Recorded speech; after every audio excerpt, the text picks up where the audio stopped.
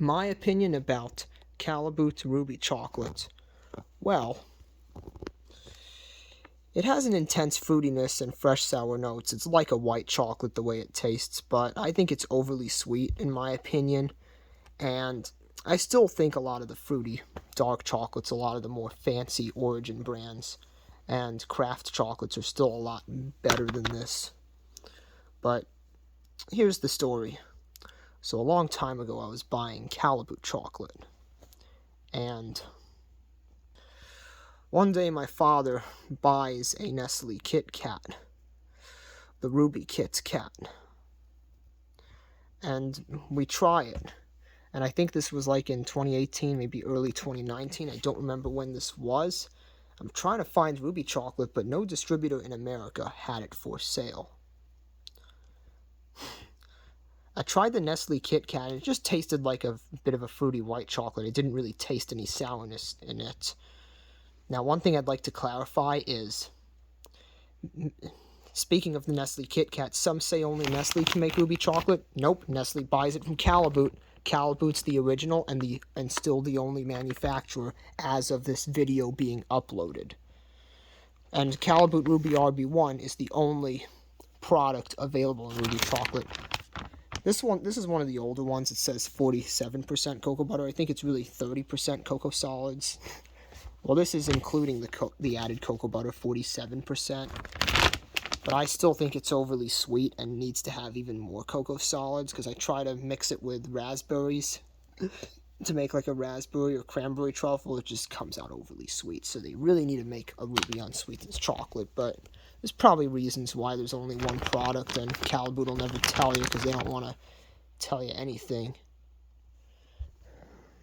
But so I wasn't able to get Ruby chocolate back then.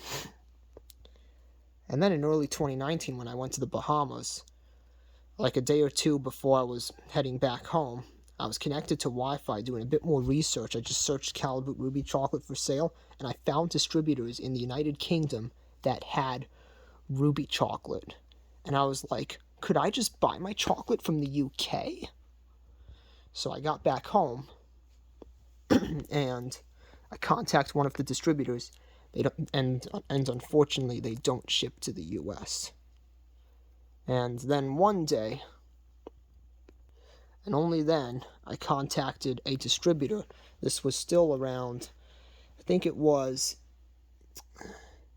either May or June of 2019. No, it was the end of April. It was April of 2019.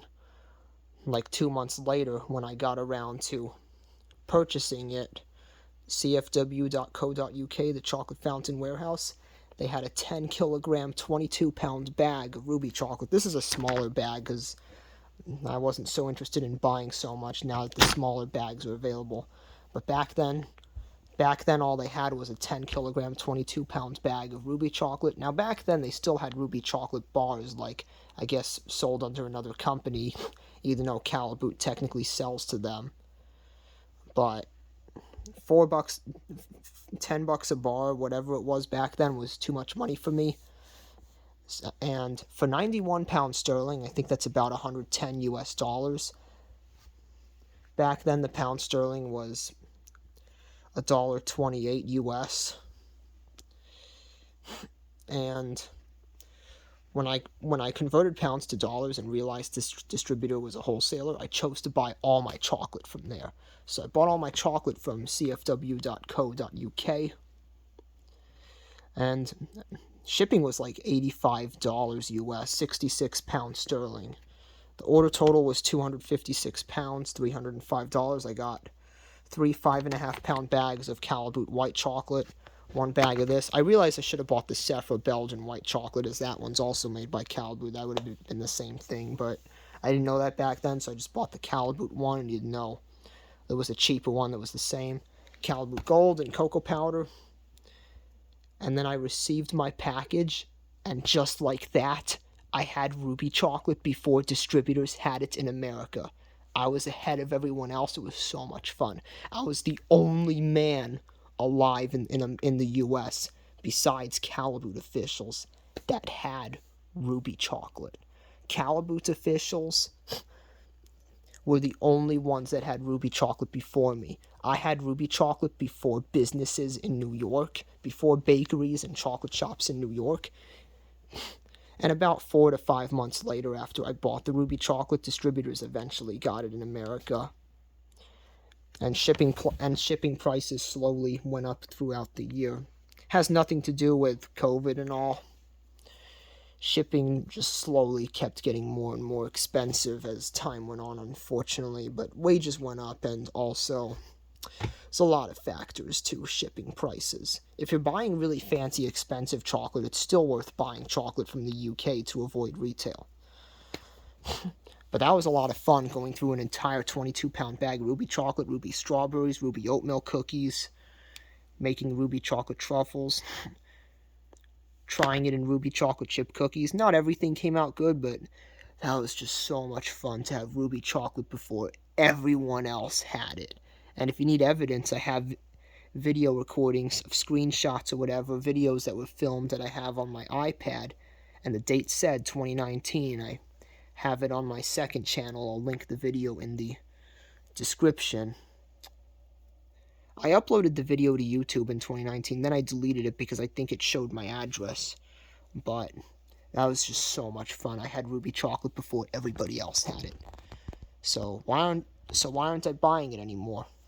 At the end of the day, it's overly sweet. I don't want to be eating so much sugar. If I do ever go into business and there's other people that like this, then I'll consider buying it. But, you know, I need to be eating more protein, not more sugar. Yeah, they say this is healthy, but the amount of sugar in this is ridiculous. And there's other healthy things I could eat.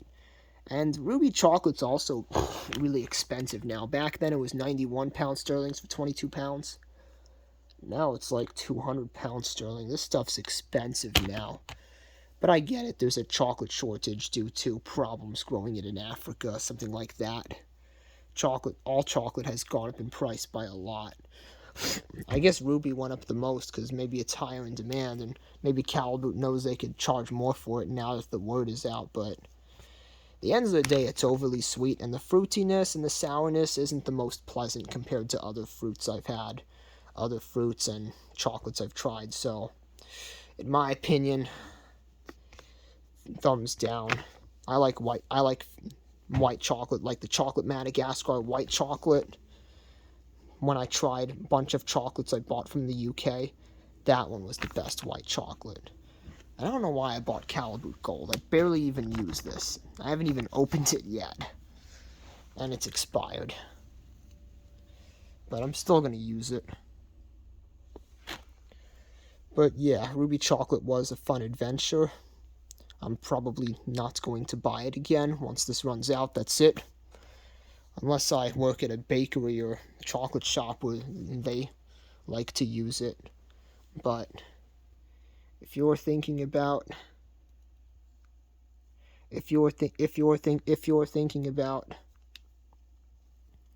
buying Ruby chocolate, wait till you can get a good deal on it. If a 5-pound bag's gonna cost $100, forget it.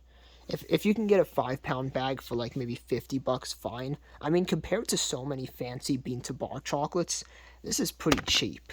I mean, it's about as expensive as Vellerona chocolate, if you can get Vellerona wholesale.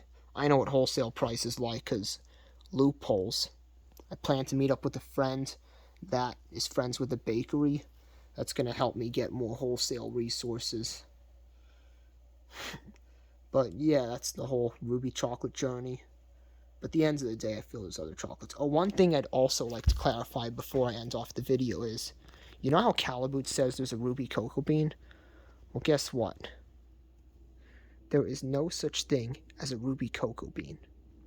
So basically what they did for chocolate is they processed the cocoa beans unfermented. If you speak to one of the officials that actually did all the research in making this, and after like 20 years of research, I think they started the project in 2022, and not until late of 2017 was this officially released. But yeah, they process unfermented cocoa beans, and I think they treat them with citric acid to get rid of certain flavors and develop the fruitiness and prevent it from fermenting.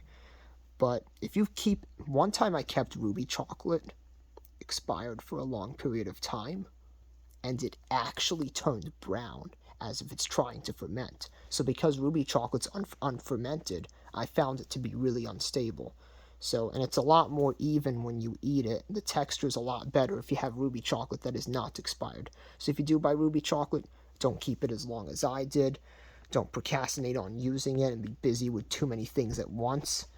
And I mean, it's fun to try, it's a fun experience, but it's not as much fun now that distributors have it in America. But having it while nobody else has it was just so much fun to me.